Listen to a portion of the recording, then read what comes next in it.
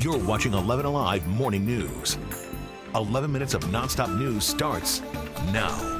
Your 11 minutes of nonstop news starts with a check on your forecast. You might see lightning. You might hear a little thunder as you head out the door. Chesley, you're tracking storms this morning. Yeah, not everybody getting wet, but there are some isolated showers and thunderstorms now. Just erupted about 45 minutes ago and still drifting over toward the east. Let's get a better look at it here. You can see where we have numerous lightning strikes now just south of Roswell, headed down toward the Sandy Springs area.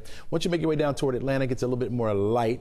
We do have some heavier pockets over toward Cobb County, down toward Douglasville. We had a few moderate pockets there, and then further back off to the west, you can see some lightning strikes pushing further to the east over into southern parts of Paulding County. We'll see this off and on as we head through the day, a little bit more widespread this afternoon. More on that coming up. Abortions in Georgia are now banned after 6 weeks when a fetal heartbeat is detected. The court's ruling on Georgia's heartbeat law leaves many wondering what comes next.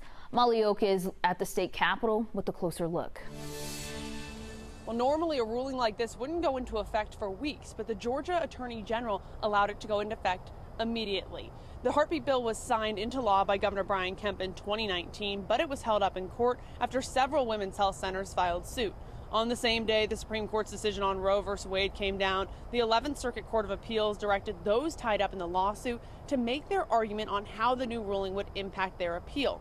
Georgia State University law professor Anthony Michael Kreis says he expects abortion rights advocates will file a new lawsuit, but in the state courts this time. So not only are people looking at state court challenges, but all eyes are on the November election. Back to you all. All right, Molly, thank you. There are signs that Georgia's abortion law will be hard to enforce. Terry Carnes is with us in the studio to break down the pushback this law is getting from prosecutors across the metro. Earlier this year, more than 80 prosecutors across the country signed a letter pushing back against strict abortion laws like the one here in Georgia. Among the prosecutors signing that letter were district attorneys in Gwinnett and DeKalb counties. Our Verify team asked what the state can do if local prosecutors refuse to enforce a law. District attorneys are elected to prosecute criminal cases. The Verify team spoke to legal experts who say state and local prosecutors choose not to enforce state laws all the time. James Tierney is a former attorney general from Maine. Attorneys general have and district attorneys have extraordinary discretion as to what they proceed with and what they don't. In cases where a district attorney won't enforce a law, the state can bring in a special prosecutor, but that may require changes in either the law or even the state constitution. All right, uncharted waters, Jerry, thank you. It is 6:50. Here's a look at what's happening today. The man who says he was running a shelter in his home is now facing charges. Yeah, his house was the center of a deadly SWAT situation. Augustus Romaine is being accused of several crimes, including street gang activity and being party to kidnapping. Another man is also facing similar charges. Officers showed up to a home in Fayetteville Tuesday because someone called and said they were being held hostage. After the standoff, officers, they found an 18-year-old dead inside the home. They say it looks like he shot himself. But Romaine has questions and says he wants to see the body camera video. The FBI is warning parents about a growing online threat. Sextortion cases are on the rise. Investigators say adults are posing as young girls and asking boys to send explicit messages. Then they ask for money and threaten to release those pictures if they don't get it. To protect your children, the FBI says be cautious of new online friends, be careful what you share, and be sure to talk about these dangers to your kids. The number of jobs in Georgia keeps climbing to new highs while the unemployment rate is hitting all-time lows. We have new numbers from the Department of Labor this morning. The state's unemployment rate fell below 3% in June, but there are still hundreds of thousands of jobs looking to be filled. Wallstar, Amazon, Price Waterhouse, as well as Home Depot all have more than 1,000 job openings.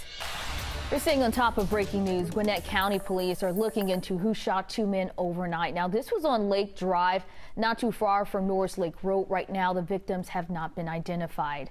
Tonight, we expect to get minute-by-minute account of former President Donald Trump's actions during the insurrection. Now, we could see outtakes from a video he posted calling his supporters to leave the Capitol. Now, tonight's hearing will focus on the 187 minutes between Trump's rally speech, the siege on the Capitol, and his social media message telling rioters to go home. People close to him say he was reluctant to record that message. Tonight's hearing is the 8th and final last scheduled TV event. President Biden believes we can and must do more to reduce crime and save lives. Today, he's outlining how $37 billion will be used to make communities safer. He'll give more money to police to hire officers, invest in more mental health and job training, and give more money to the ATF to help cities trace guns and bullets. Today, First Lady Dr. Jill Biden is bringing her summer learning program tour to Georgia. Dr. Biden, who is an English teacher, is making a stop in Athens as part of a two-day tour. She'll be joined by the Secretary of Education, and we're told they'll highlight programs helping children who fell behind during the pandemic. Decatur City Schools is helping parents knock out those back-to-school supply lists without breaking the bank. Today, they're hosting their back-to-school bash. Students and families can get items needed for free. They're offering school supplies, also free immunizations, dental screenings, sports physicals.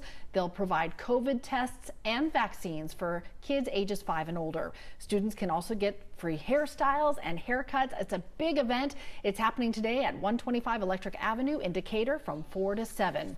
And kids can get a free book bag today as part of a Clayton County back-to-school giveaway. The drive-through event starts today, 10 o'clock at Terra Elementary School. It goes until noon. Supplies are limited, so Chesley, get there early. Absolutely. Speaking of noon, there will be some raindrops around. I think we'll still have some isolated showers in the forecast area around noon hour. Temperatures right at 82 degrees. By 3 o'clock, we're looking at temperatures around 88, going up to about 94 high. You'll see some scattered thunderstorms around. Some of those could pack quite a punch. Make sure you grab your umbrella with you. It's going to be off and on showers through the rest of the day. It will be hot out there as well. Again, 90 for the afternoon high temperature. We keep hearing thunder. That's right always there. a bad combination during the drive time. Yeah. I hope you don't have to go a lot going on this morning. All right, stay dry out there, stay safe, enjoy the morning. Today's show's next, and we'll see you back here tomorrow.